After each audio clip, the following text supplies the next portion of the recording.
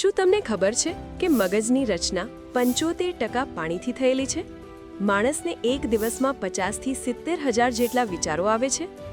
માણસ જાગતો હોય ત્યારે મગજ 10થી 23 વોટ જેટલી એનર્જી ઉત્પન્ન કરે છે, જેનાથી એક નાનો બલ્બ ચાલી શકે છે. આટલું જ નહીં, શરીરમાં સૌથી વધુ ચરબી ધરાવતું અંગ પણ મગજ છે. તો ચાલો જાણીએ માનવ મગજ વિશે કેટલાક અમેઝિંગ ફેક્ટ્સ, જેના વિશે તમે કદાચ ભાગ્યે જ જાણતા હશો. મગજનું આંતરિક માળખું બ્રહ્માંડમાં તારાઓના જોડાણ કરતાં પણ મોટું થાય છે. શરીરમાં આવતા ઓક્સિજનમાંથી 20% ઓક્સિજનનો ઉપયોગ મગજ દ્વારા કરવામાં આવે છે. શરીરમાં સૌથી વધુ ચરબી ધરાવતું અંગ મગજ છે, જેમાં 60% ફેટ હોય છે. 5 વર્ષની ઉંમર થતાં પહેલાં જો બાળક 2 ભાષા શીખી લે તો તે મગજના સ્ટ્રક્ચરમાં સરળતાથી સ્વિચ કરી શકે છે, જે પુખ્ત વયે કરવું ખૂબ જ મુશ્કેલ છે. માણસો આજે પણ મગજની ક્ષમતાનો માત્ર 10% ઉપયોગ કરી શકે છે. માણસને બગાસું આવે ત્યારે તે મગજ સુધી વધારે ઓક્સિજન મોકલે છે, જેથી તેનું ચેતાતંત્ર ઠંડુ થાય અને સચેત થાય. માણસના મગજના રીતિના દાણા જેટલા ટુકડામાં 1 લાખ ન્યુરોન્સ હોય છે, જે 1 અબજ સિનેપ્સ સાથે જોડાયેલા હોય છે અને સંદેશાની આપ-લે કરતા હોય છે. મગજમાં કોઈ પણ માહિતી 431 કિલોમીટરની ઝડપે જતી હોય છે.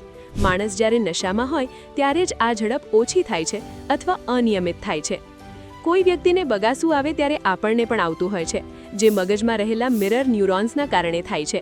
જો મગજની આ ક્રિયા બંધ થઈ જાય તો વ્યક્તિ કોઈની સાથે વાતચીત પણ ન કરી શકે. આપણા મગજમાં રહેલી ચેતાઓ દ્વારા જ લાગણીઓ અને સ્પંદનો અનુભવાય છે. છતાં મગજને પોતાને ક્યારેય પીડા થતી નથી, કારણ કે તેમાં પીડાને ઝીલનારા કે વ્યક્ત કરનારા ચેતા હોતા નથી. તેથી જ માણસને માથું દુખે છે, પણ ક્યારેય મગજ દુખે છે તેવી લાગણી થતી નથી. માણસ 18 વર્ષનો થાય એટલે મગજ વિકસવાનું બંધ કરી દે છે, તે વાત ખોટી છે. મગજ આજીવન વિકસતું રહે છે અને કાર્ય કરતું રહે છે. મગજમાં 100 અબજ ન્યુરોન્સ આવેલા છે, જે શરીરને વિવિધ રીતે કામ કરવા માટે સતત કમાન્ડ આપતા રહે છે, અને તેની પાછળ માત્ર 20 વોટ જેટલી ઉર્જા વપરાય છે. માણસનું મગજ બ્રહ્માંડની સૌથી જટિલ અને રહસ્યમયી રચના ગણાય છે. માણસોનું શરીર એટલું જટિલ નથી જેટલું તેનું મગજ અને તેના ચેતાતંત્રની રચના છે. મગજમાં જે આંતરિક માળખું છે તે સમગ્ર બ્રહ્માંડનું પ્રતીક છે તેવું માનવામાં આવી રહ્યું છે.